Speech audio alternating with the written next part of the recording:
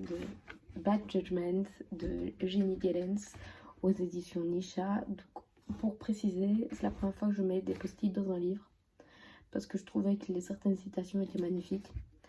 J'en ai...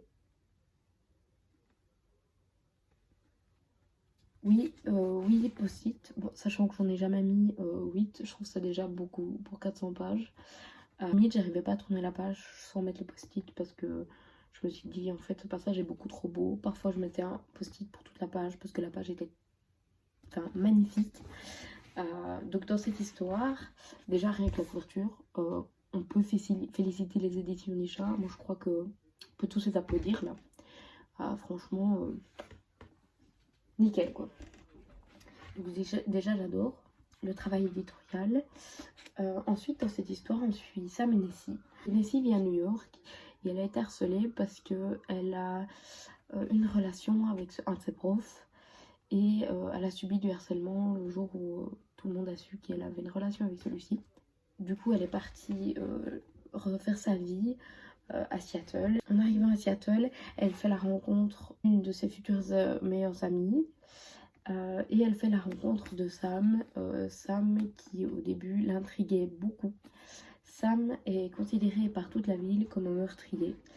La police en effet l'a retrouvé dans son appart avec le corps de son meilleur ami décédé et il n'avait pas de preuves contre quelqu'un d'autre, donc ils ont estimé que Sam avait tué son meilleur ami.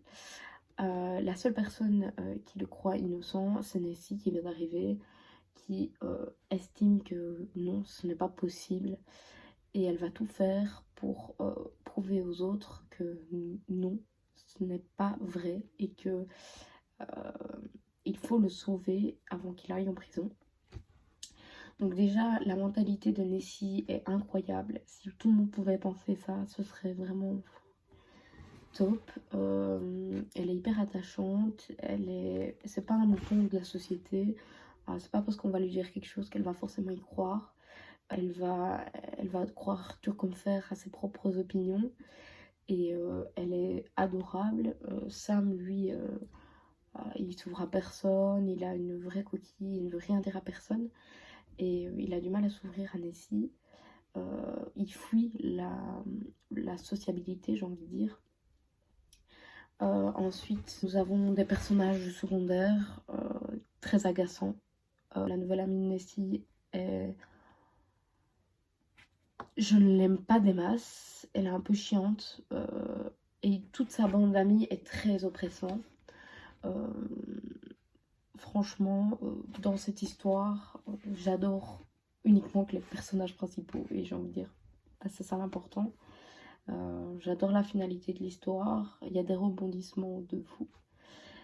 Clairement, quand on arrive, vous voyez avec les post-it, quand on arrive ici, c'est vraiment rempli de rebondissements. C'est la première fois que je lisais du Eugénie Gellens et franchement, j'en relirai volontiers d'autres parce que franchement, ça vaut le coup. Et elle a 18 ans et elle écrit hyper bien, c'est un truc de malade.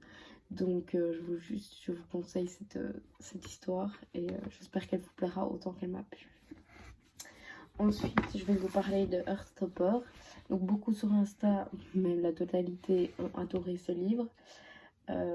J'ai d'ailleurs le tome 1 en ma possession, que j'aimerais bien lire assez rapidement. Il se lit en 1 heure, faut pas croire. Regardez les planches. Bon, je suis sûre que tout le monde l'a déjà vu, hein, les planches. Voire tout le monde l'a lu. Au début, j'étais pas très convaincue. Je me suis dit, on met trop de hype sur ce livre. Je me suis dit, à mon avis, je vais pas accrocher. Je suis déjà pas très romance MM. Pour MM, pour les personnes qui ne savent pas, c'est masculin, donc des homos. Et pourtant, j'ai bien accroché. Ça se passe un peu vite, évidemment, vu que ça se lit vite, donc on a l'impression que ça se passe vite. Donc dans cette histoire, on suit Charlie et Nick. Et en fait, Charlie assume totalement son homosexualité, alors que Nick, il flatte sur une fille, et en fait, il sait pas qu'il est homo.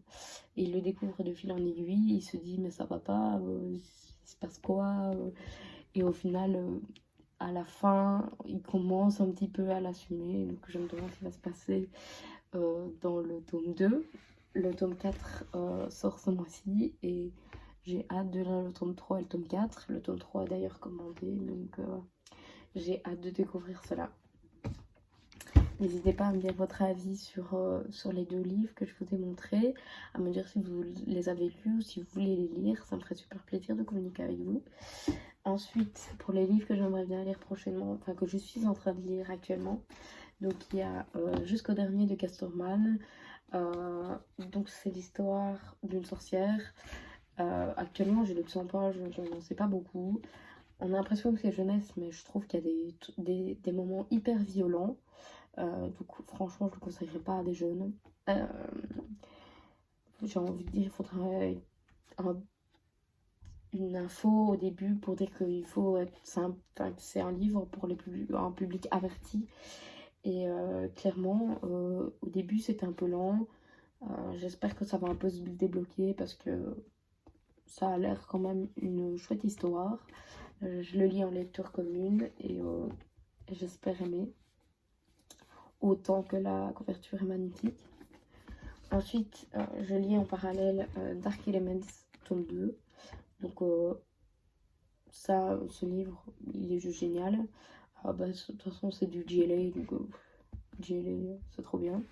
Donc, dans cette histoire, on suit Layla, une semi-gargouille, semi-démon.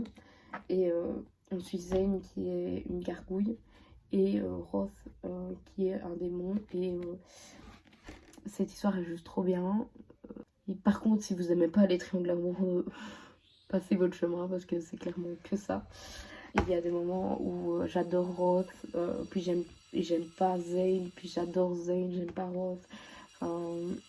Ça change tout le temps et c'est juste trop bien. Le tome 3 est sorti le mois dernier. J'ai hâte de pouvoir enchaîner avec le tome 3 après celui-ci. Et n'hésitez pas à me dire si vous avez lu celui-là, si vous avez lu du GLA, si vous avez lu celui-ci et si vous comptez les lire, s'ils vous intéressent. Et de toute façon, je vous tiens au courant et je vous ferai sûrement, si j'ai le temps, un update de lecture par rapport à ces 2 lectures-ci. Et je vous souhaite de bonnes lectures et un agréable week-end. Bisous.